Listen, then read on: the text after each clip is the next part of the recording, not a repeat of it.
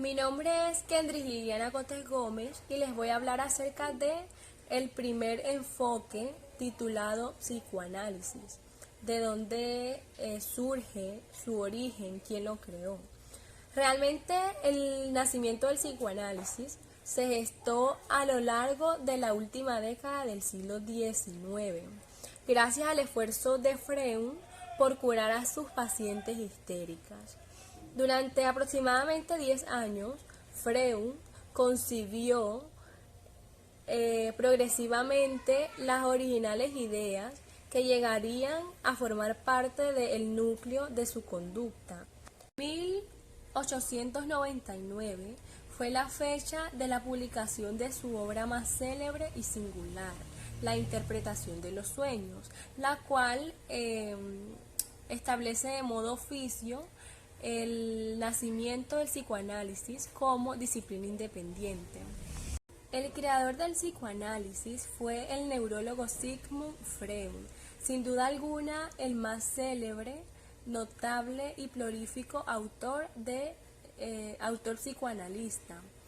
El psicoanálisis surgió en una época caracterizada por una gran rigidez moral, apariencia de corrección, dignidad y creencias en las férreas disciplinas.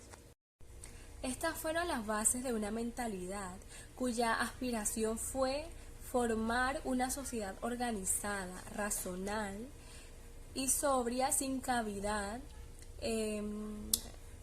para actitudes que pudieran ser catalogadas de mal gusto o sentimentalistas. El psicoanálisis surgió y se desarrolló inicialmente en Viena, por aquel entonces capital del Imperio Austro-Húngaro y actualmente capital de Austria. Bueno, los pioneros del psicoanálisis. Entre ellos está Sigmund Freud, Sandor Ferenczi, Erik Erikson, Erich Fromm, Sabrina Spierlein, Anna Freud, Clara Thompson, Harry Starr. Bueno, estos son los pioneros del psicoanálisis. Y como todos sabemos, Sigmund Freud fue el fundador del psicoanálisis y el enfoque psicodinámico de la psicología.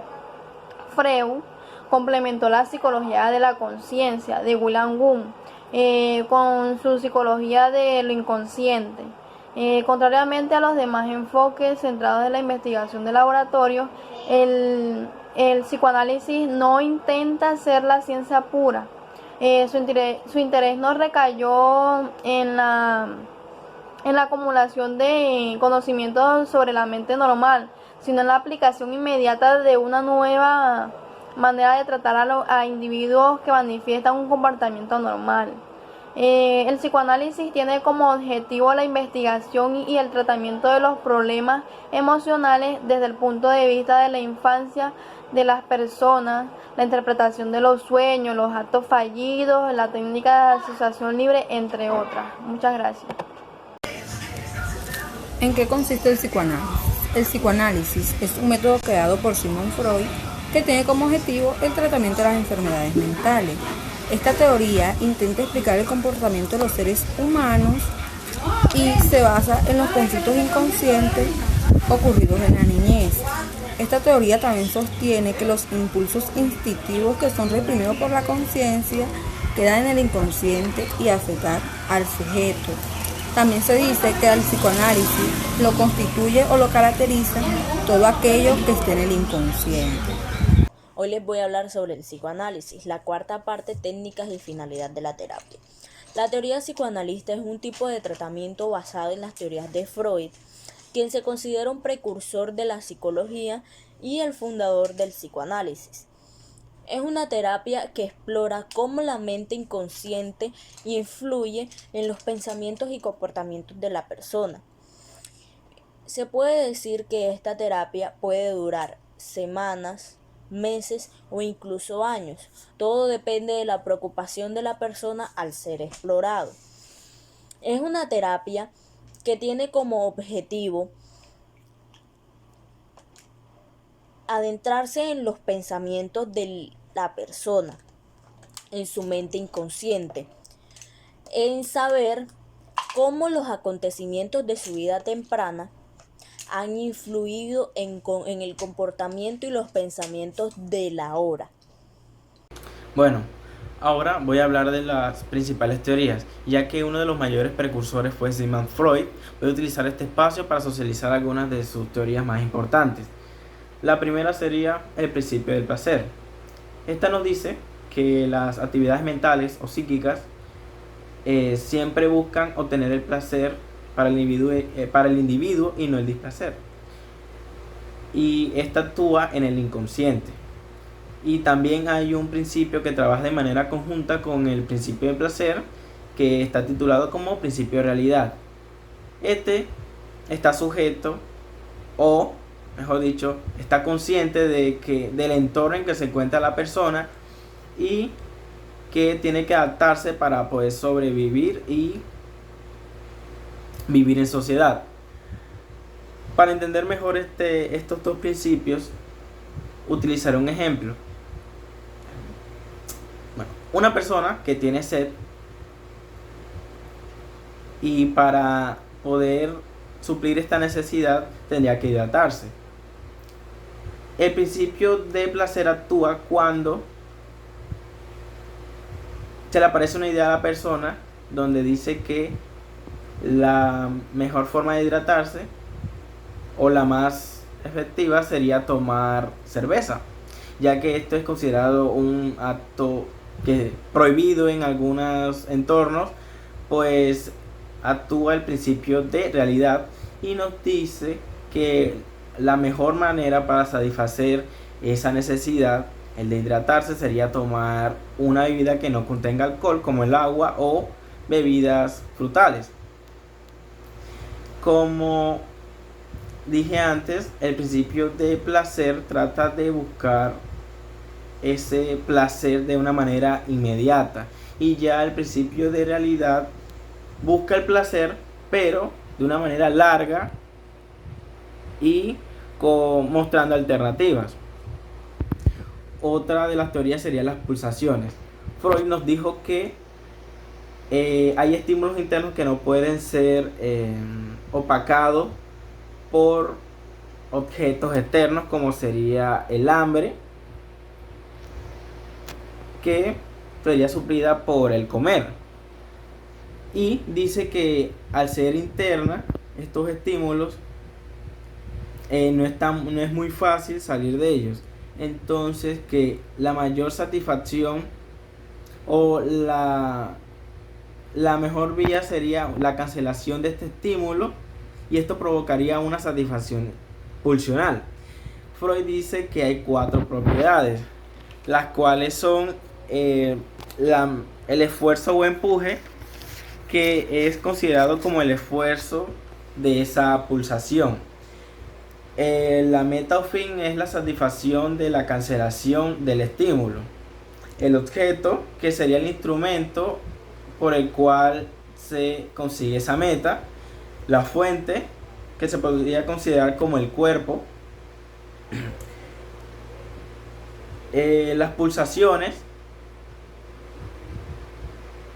Hay 2 tipos de pulsaciones, que son las pulsaciones de autoconservación y las pulsaciones sexuales. Freud dice que un infante consigue distintos objetos para satisfacer ese impulso sexual, y que hay varias etapas, las cuales son la etapa oral, donde el mayor objeto de satisfacción es la boca. Esto sería el bebé cuando está recibiendo alimento de la madre. La etapa anal, que es cuando el objeto de satisfacción es el ano, y que esto pasa ya cuando el niño tiene el control de sus esfínteres, que a veces retiene la materia fecal para sentir algún grado de satisfacción. La etapa fálica, que es cuando el niño explora su sexualidad por medio del pene y la niña por el medio del clítoris. La etapa latente, cuando ya el joven olvida sus interacciones sexuales y se enfoca en realizar actividades intelectuales. Y la etapa genital, que es cuando el joven entra en estado de pubertad y retoma su sexualidad por medio del coito o de la reproducción. Y por último enfoque, o por última teoría, sería la del complejo de Edipo.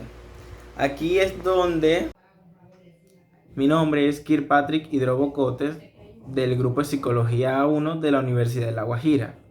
Y hoy voy a exponer sobre el origen de la psicología humanista.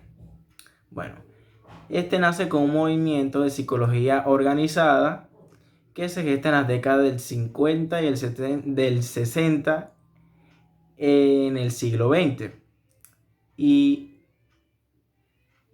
una de las influencias que afectaron o que ayudaron a que la psicología humanista surgiera afectaban en el ámbito sociocultural, en el campo de la filosofía y de la psicología.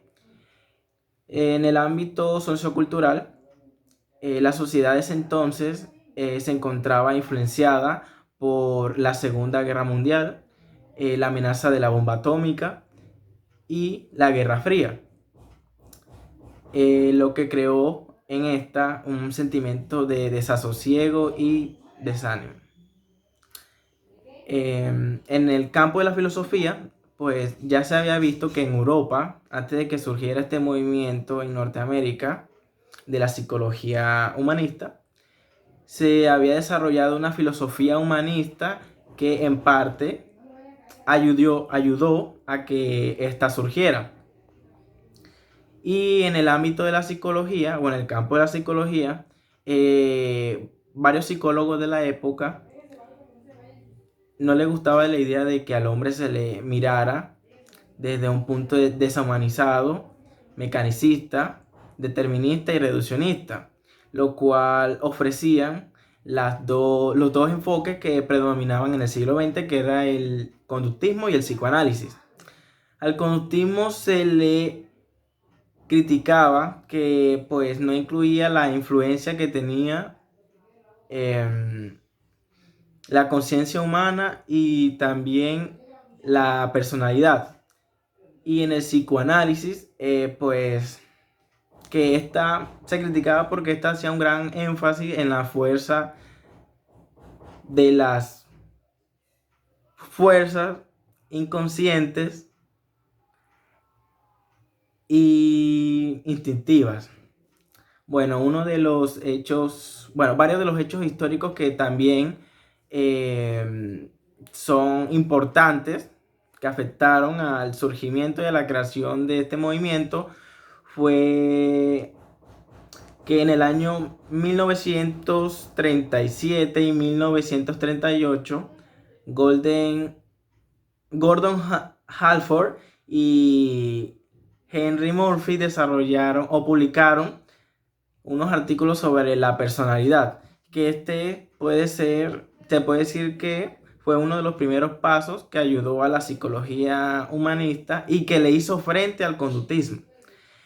En 1943, Abraham Maslow publicó su teoría de la motivación, y en 1942 encabezó un movimiento en la cual trataba de incluir a varios colegas que se interesaran en los temas de amor, crecimiento,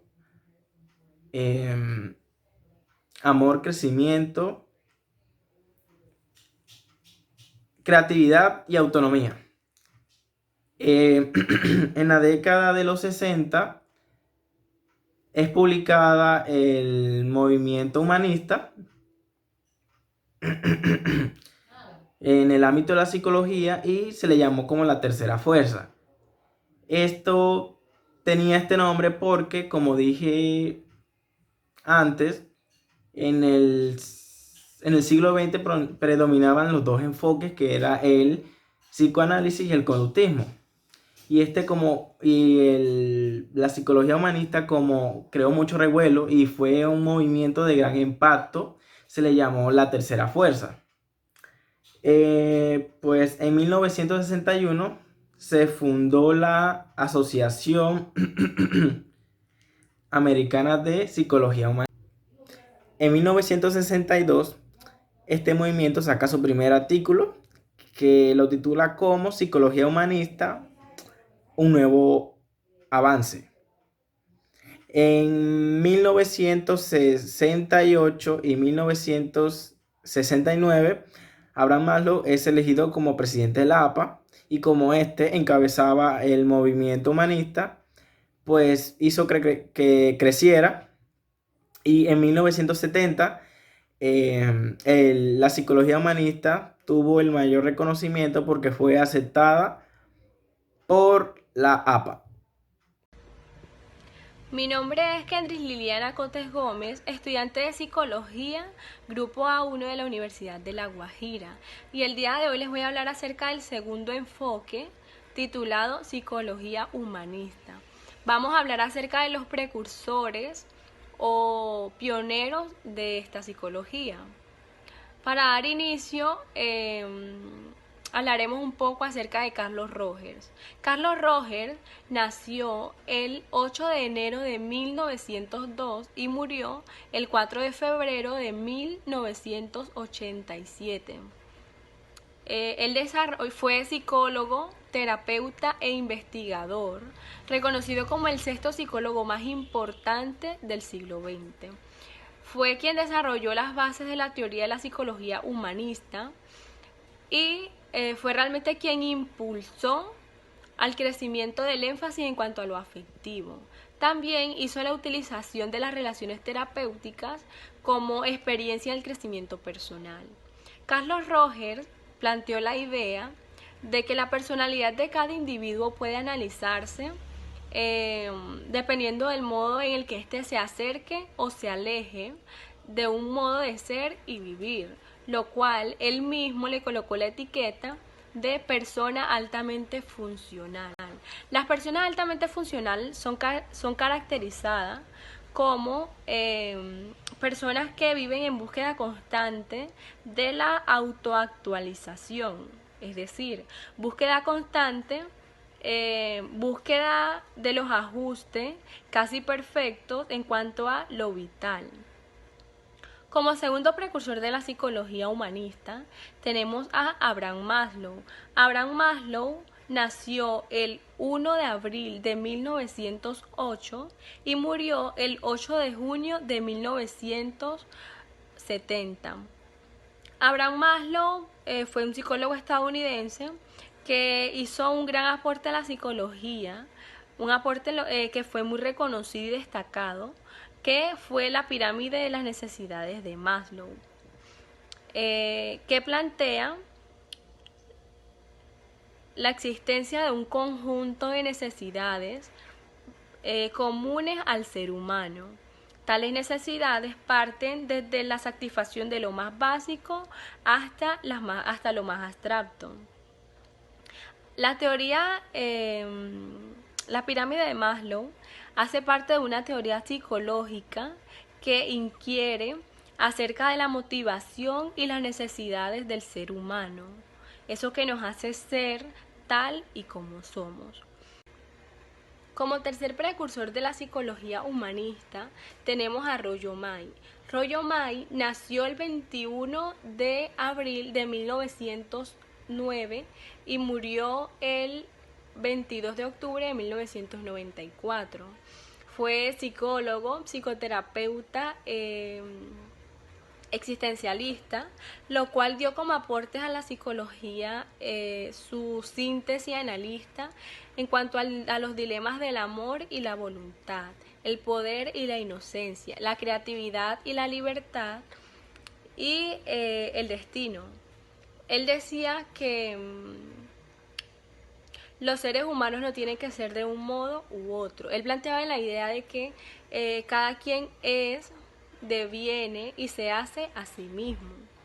Como cuarto precursor de la psicología humanista, tenemos a Jane Goodall. Jane Goodall nació el 25 de diciembre del 1915 y murió el 17 de septiembre del 2008. Fue uno de los teóricos y defensores predominantes del movimiento, la teoría existencialista humanista o teoría existencial humanista. Él decía que el ser humano es libre de decidir, que el ser humano puede elegir, y también planteaba la idea de que las personas viven intencionadamente, es decir, orientada hacia valores y metas que contribuyen la base de su identidad. Acerca de la motivación y las necesidades del ser humano, eso que nos hace ser tal y como somos. Como tercer precursor de la psicología humanista, tenemos a Rollo May. Rollo May nació el 21 de abril de 1909 y murió el 22 de octubre de 1994. Fue psicólogo, psicoterapeuta, existencialista, lo cual dio como aportes a la psicología su síntesis analista en cuanto a los dilemas del amor y la voluntad, el poder y la inocencia, la creatividad y la libertad y el destino. Él decía que los seres humanos no tienen que ser de un modo u otro. Él planteaba la idea de que cada quien es, deviene y se hace a sí mismo. Como cuarto precursor de la psicología humanista, tenemos a Jane Goodall. Jane Goodall nació el 25 de diciembre del 1915 y murió el 17 de septiembre del 2008. Fue uno de los teóricos y defensores predominantes del movimiento, la teoría existencialista humanista o teoría existencial humanista. Él decía que el ser humano es libre de decidir, que el ser humano puede elegir, y también planteaba la idea de que las personas viven intencionadamente, es decir, orientada hacia valores y metas que contribuyen la base de su identidad. Buenas, hoy les voy a hablar sobre la psicología humanista, la tercera parte en qué consiste.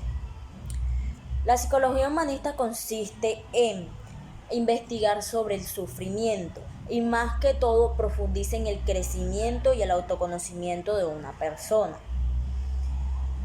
Los psicólogos humanistas se basan más buscando alternativas que estudiando la conducta. Estos psicólogos defienden que cada persona tiene de forma innata un potencial para crecer, para evolucionar, para autoconocerse, y que cuando estas capacidades se bloquean es cuando hay una patología. Técnicas y finalidades de las terapias de la psicología humanista. En las terapias de la psicología humanista, el terapeuta tiene una relación con el cliente.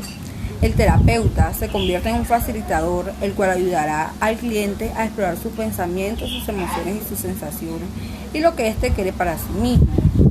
Osvaldo Cooper plantea el proceso de pensamiento, el cual teorizó a partir de las observaciones en su terapia, donde define la mente como algo abstracto y dice que en esta haya percepción, asociación y juicio.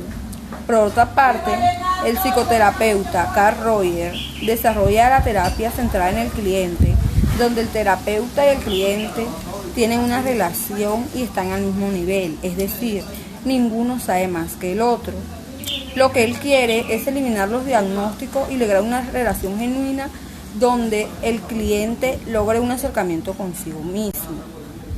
Las terapias de la psicología humanista tienen como objetivo es que las personas que la toman se sientan cada vez más confiadas de sus propias decisiones y que a la hora de pasar por situaciones o retos inesperados que le coloques la vida, busque las mejores herramientas para enfrentar cada una de estas. Mi nombre es Amy Durán Mercado y le hablaré sobre las teorías principales de la psicología humanista.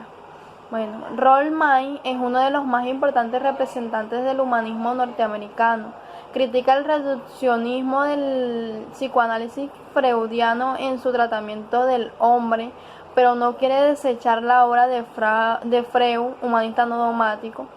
Un concepto central de la psicología de May, el dilema del hombre, se origina en capacidad de ésta para sentirse como sujeto y como objeto al mismo tiempo. Ambos modos de experimentarse a sí mismos son necesarios para la ciencia de la psicología, para la psicoterapia y para alcanzar una vida gratificante. El psicoterapeuta alterna y complementa la visión del paciente como objeto y cuando piensa en pautas y principios generales de la conducta, y como sujeto cuando siente empatía hacia su sufrimiento y ve el mundo a través de sus ojos. Abraham Maslow fue un psicólogo estadounidense, una de las figuras más conocidas de la psicología. Es una figura más de la psicología humanista. La propuesta de un sistema holístico abierto a la variedad de experiencias humanas y por tanto él rechazó del uso de un método único para el estudio de estas diversidades. Teoría humanista de Maslow. Las necesidades fisiológicas son básicas para tener la salud, como respirar, beber agua, alimentarse, del equilibrio de la temperatura corporal, de dormir, de descansar, eliminar desechos. Las necesidades de seguridad y protección son las necesidades de sentirse seguro y protegido, la seguridad física, de salud, de empleo, de ingresos, moral, familiar y propiedad privada. Están las necesidades de afiliación y afecto y necesidades de estima. Maslow describió dos tipos de necesidades de estima. Una es una alta y otra baja. Las necesidades, la estima alta concierne a las necesidades de respeto a uno mismo e incluye sentimientos tales como confianza, logros, independencia y libertad. La estima baja concierne al respeto de los demás, de las demás personas, la necesidad de atención, el aprecio, el reconocimiento, reputación, estatus, dignidad e incluso dominio. La teoría humanista de Carlos Roger, incluyente psicólogo de la historia estadounidense, quien junto a Abraham Maslow legaría a fundar el enfoque humanista en psicología. Su método terapéutico, la terapia centrada en el cliente o terapia no directiva, parte de la hipótesis central de que el individuo posee en sí mismo medios de autocomprensión y para cambio de concepto de sí mismo, de las actitudes y del comportamiento autodirigido. El terapeuta debe proporcionar un clima de actitudes psicológicas favorables para el paciente, para que el paciente pueda proporcionar o explotar dichos medios. Dos rasgos principales de la teoría central en el paciente son la confianza radical de la persona del cliente o paciente y el rechazo al papel directivo del terapeuta. Para Roger, el ser humano nace con una tendencia realizadora que, si la infancia no es trapiara, puede ser como resultado para una persona plena, abierta a nuevas experiencias, flexiva, espontánea y que valora a otros y a sí mismo. La persona inadaptada tendría rasgos opuestos, sería cerrada, rígida y despreciativa de sí mismo y a los demás. Roger insiste en la importancia que tienen las actitudes y cualidades del terapeuta para el buen resultado de la terapia. Las tres principales son empatía, autenticidad y la congruencia. La diferencia con Maslow es que a su proceso de autorrealización la considera constante y continua. La teoría humanista de Roger, de Carlos Roger, incluyente psicólogo de la historia estadounidense, quien junto a Abraham Maslow legaría a fundar el enfoque humanista en psicología. Su método terapéutico, la terapia centrada en el cliente o terapia no directiva, parte de la hipótesis central de que el individuo posee en sí mismo medios de autocomprensión y para cambio de concepto de sí mismo, de las actitudes y del comportamiento autodirigido. El terapeuta debe proporcionar un clima de actitudes psicológicas favorables para el paciente, para que el paciente pueda proporcionar o explotar dichos medios. Dos rasgos principales de la teoría central en el paciente son la confianza radical de la persona del cliente o paciente y el rechazo al papel directivo del terapeuta. Para Roger, el ser humano nace con una tendencia realizadora que, si la infancia no es trapeada, puede ser como resultado para una persona plena, abierta a nuevas experiencias, flexiva, espontánea y que valora a otros y a sí mismo. La persona inadaptada tendría rasgos opuestos, sería cerrada, rígida y despreciativa de sí mismo y a los demás. Roger insiste en la importancia que tienen las actitudes y cualidades del terapeuta para el buen resultado de la terapia. Las tres principales son empatía, autenticidad y la congruencia. La diferencia con Maslow es que a su proceso de autorrealización la considera constante y continua.